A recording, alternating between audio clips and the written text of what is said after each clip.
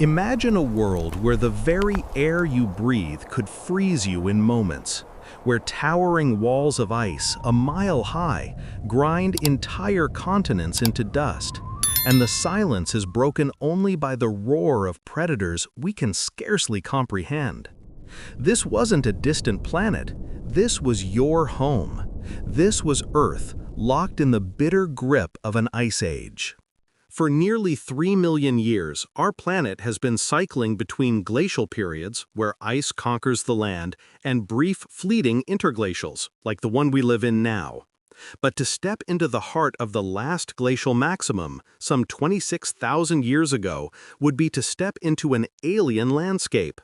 The familiar coastlines of our world are gone, vanished, because so much of the planet's water is locked up in colossal ice sheets that sea levels are over 400 feet lower. You could walk from Paris to London on dry land. The entire North Sea was a vast, frozen plain.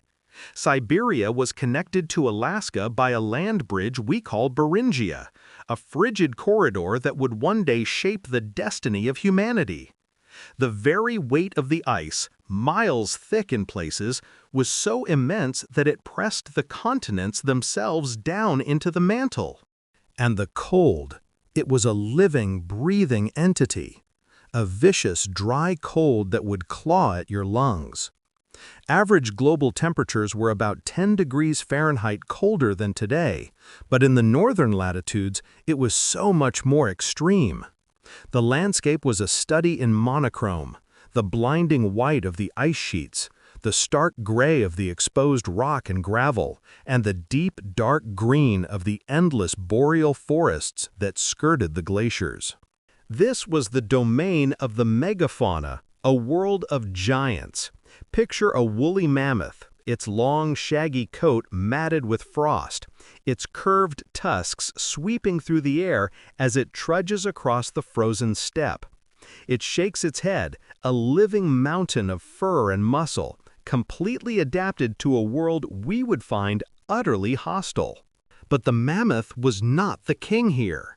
That title belonged to a cataclysm on 4 paws, Panthera spelaea, the cave lion. But this was no ordinary lion. It was larger, stronger, and built for the cold. Imagine the sheer terror of hearing its roar echo across the frozen plains, a sound so deep it vibrates in your chest, a promise of a swift and brutal end. What would you do if you saw its shadow moving through the skeletal trees, knowing you were in the territory of a super predator? And sharing this world was the short-faced bear, a creature that could look a mammoth in the eye, an omnivorous giant whose speed and power defy imagination. This was an ecosystem ruled by tooth and claw, a relentless battle for survival played out under a pale, distant sun. Yet, in the midst of this frozen hell, there was life and even beauty. The tundra, stretching for thousands of miles, would explode into a brief, vibrant carpet of wildflowers and grasses during the short summer months. Herds of megafauna, giant elk, woolly rhinos, and steppe bison would migrate across these plains in numbers so vast they would darken the horizon. This was a land of profound contradiction, breathtaking beauty existing alongside unimaginable hardship. But how did humanity survive in such a world?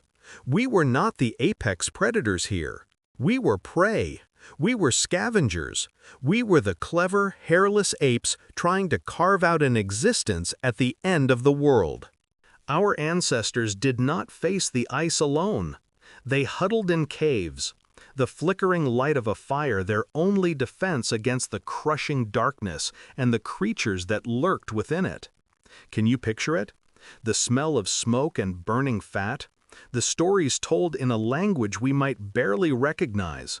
The art drawn on the walls by firelight, not just as decoration, but as a form of magic, a way to understand and perhaps control the terrifying world outside.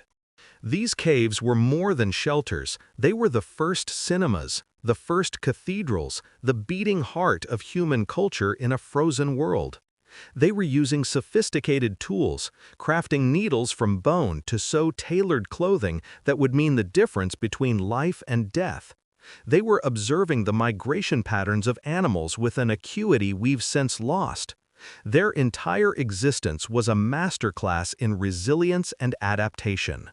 But then, a twist in our story, a mystery that still divides scientists to this day.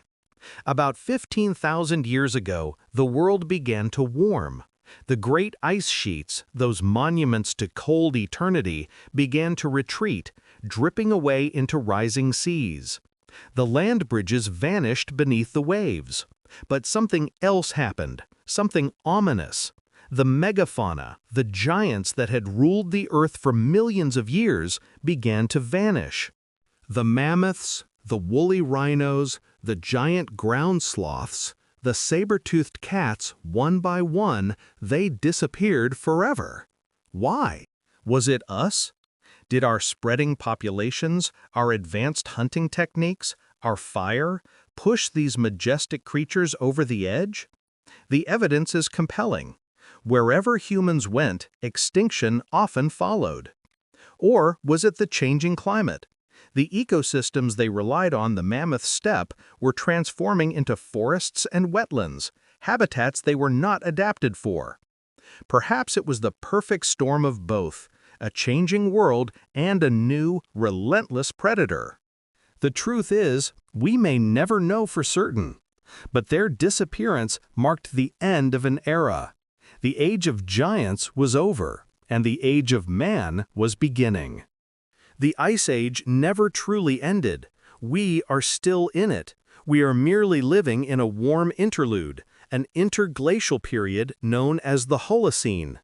Those massive ice sheets are still here, sleeping on Greenland and Antarctica.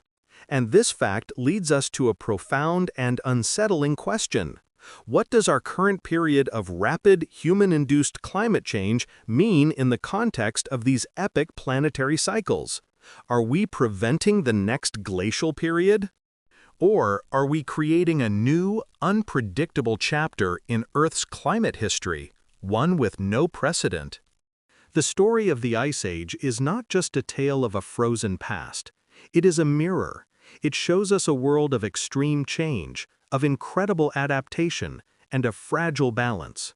It shows us the indelible mark that a determined species can leave on a planet, for better or for worse.